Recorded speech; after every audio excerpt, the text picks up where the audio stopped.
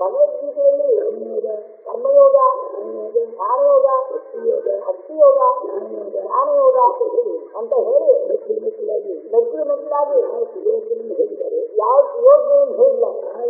ಆದ್ರೆ ಎಲ್ಲರಿಗೂ ಯೋಗ ಆಗೋದಕ್ಕೆ, ಇವೆಲ್ಲವರಿಗೂ ಯೋಗ ಆಗೋದಕ್ಕೆ ಭಗವಂತನ ಸಂಬಂಧ ಬೇಕು. ಪ್ರತಿಯೊಂದಕ್ಕೂ ಭಗವಂತನ ಸಂಬಂಧ ಬೇಕು. ಯೋಗ ಆಗುತ್ತೆ, ಭಗವಂತನ ಸಂಬಂಧ ಇತ್ತು, ಯೋಗವಾಗುತ್ತೆ, ಯೋಗ ಆಗುತ್ತೆ, ಯೋಗವಾಗುತ್ತೆ. ಶಕ್ತಿ ಮಾತ್ರ ಅಂತ ಇದು ಮಾಡ್ತಾ ಇದ್ರು, ಶಕ್ತಿ ಮಾತ್ರ ಇದು ಮಾಡ್ತಾ ಇದ್ರು, ಈಗಲೂ ಕೆಲವರು ಮಾಡ್ತಾ ಇದ್ರು, ಈಗಲೂ ಕೆಲವರು ಮಾಡ್ತಾ ಇರ್ಬೋದು. ಈಗಿನ ಸಂಪ್ರದಾಯ ಏನಂದ್ರೆ, ಹಿಂದಿನ ಸಂಪ್ರದಾಯ ಏನಂದ್ರೆ ಶ್ರೀಮಂತರ ಮನೆಯಲ್ಲಿ ಮಾಡಿಬಿಡೋದು, ಶ್ರೀಮಂತರ ಮನೆಯಲ್ಲಿ ಮಾಡಿಬಿಡೋದು.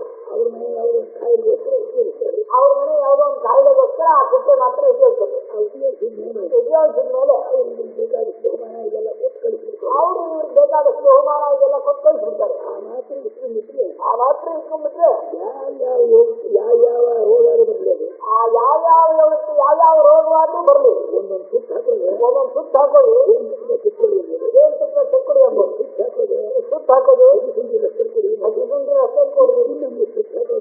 ಸುತ್ತ ಹಾಕೋದು, ರಸ್ತೆ ಕೊಡಿ ಅನ್ನೋದು ಅನುಭವ ಬೇರೆ, ಕುಪ್ಪಿ ಮಾತ್ರ ಒಂದೇ.